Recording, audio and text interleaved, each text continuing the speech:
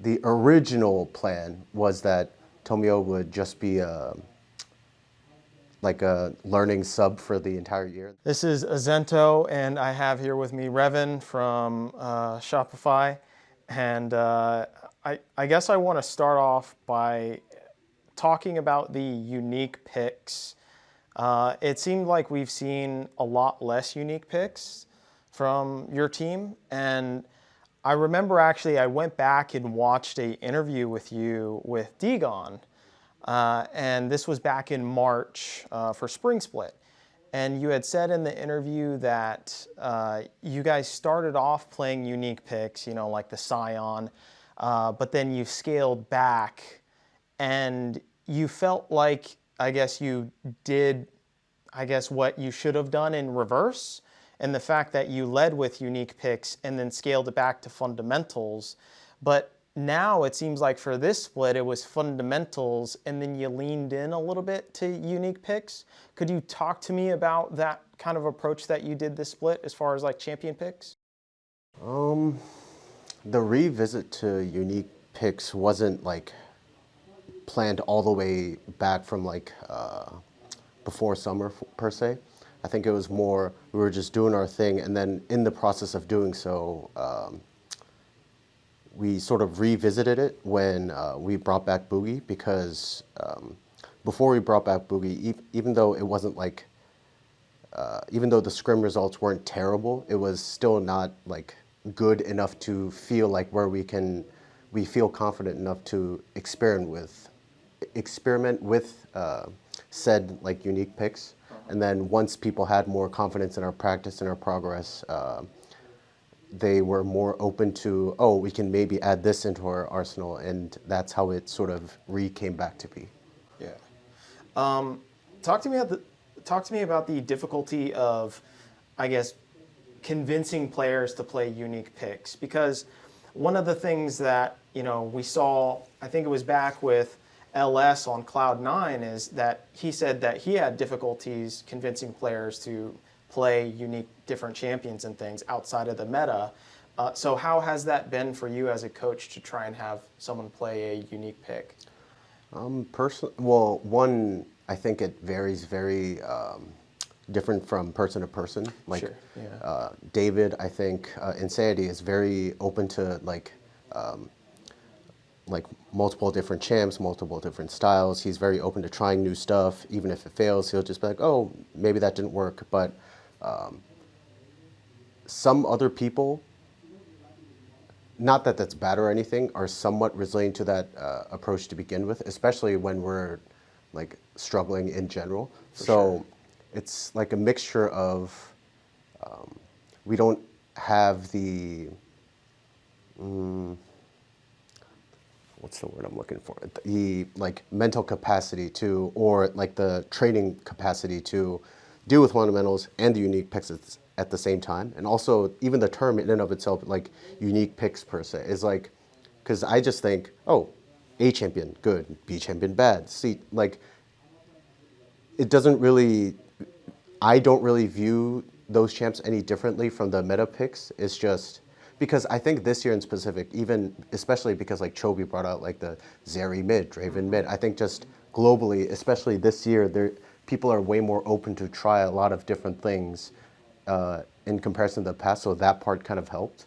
But in general, if people don't see either other people doing it or really good players doing it, aka LCK, LPL, they're unsure of how good the champion is, even if they have an intuition as to, oh, this might be good. So they don't have that reassurance, and that added on top of the, we don't have like a lot of like room in standings. Like Sure. last split, this split, it was like one game off of making playoffs, etc. So we were very mentally rushed in matters of like our budget of trying new stuff. So I know people are going to look towards the very beginning of the season and think, should you have put in Boogie a little bit earlier? Like, what's your, I guess, premonition of bringing in Boogie? Do you think that you should have actually put him in a little bit sooner? A lot of the details, I think, if people will care by then. I'm open to talking about it in general, just not right now. Sure. I think, long story short, is like, it was almost inevitable that we had to bring him back. And also because the original plan was that Tomio would just be like a learning sub for the entire year, and then maybe we can use him next year after like getting some practice here and there, and then we tried him out in Korea, thought it was good, etc. But there are a lot of like situations and nuances that happened throughout the year that almost made the decision inevitable. And it wasn't like, although the final call is mine, it was at any given point, all those substitutions were agreed upon by the players, the rest of the coaching staff, etc. So I don't think like, oh, if we had Boogie from the start, like it would have.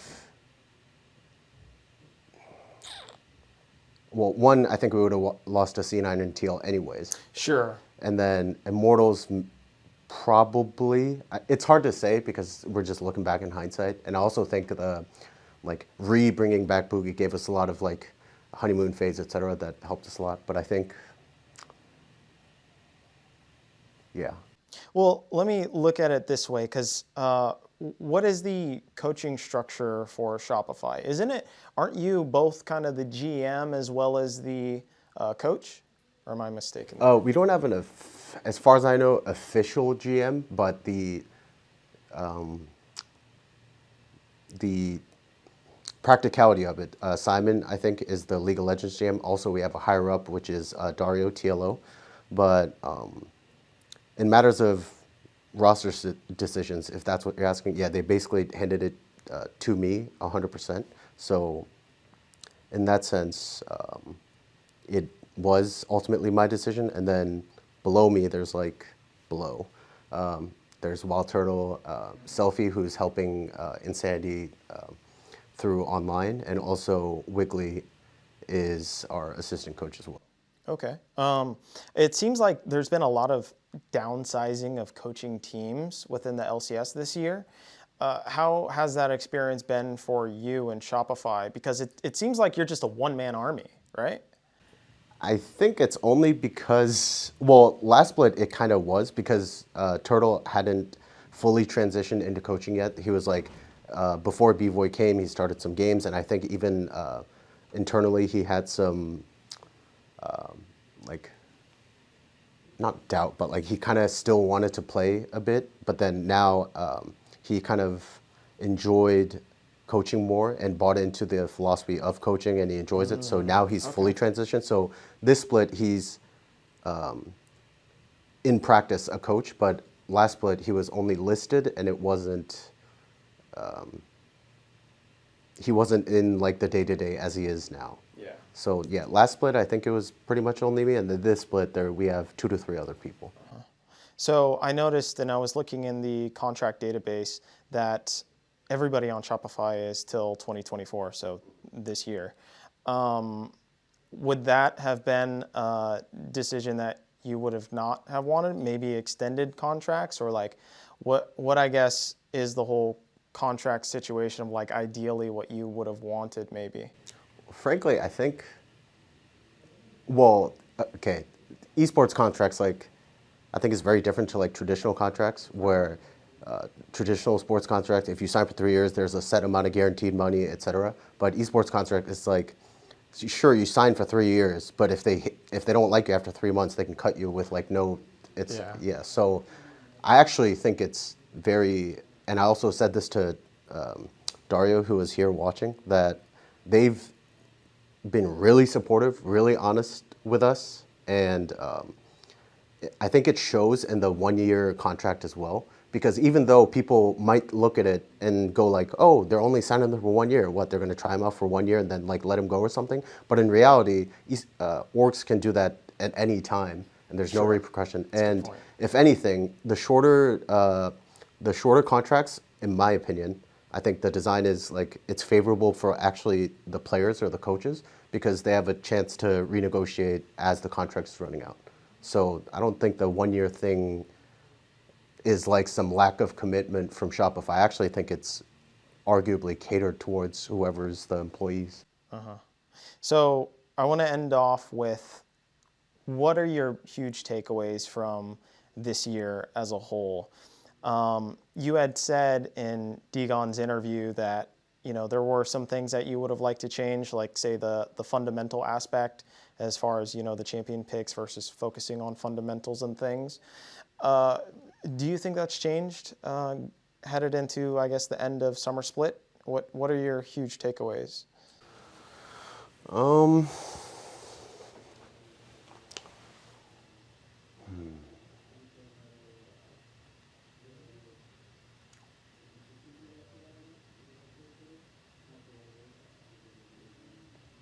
For one, I don't regret anything. It's just a policy in life for me, so I don't regret any decisions or anything like that. It's just, I think for me personally, I don't think I faltered in matters of strategy. I think it's just, if I were to criticize myself, I think the consistency as to like the intensity and the energy of like coaching in and of itself wasn't bad, but it wasn't great either. Like for example, like Are you talking about like emotive, expressive?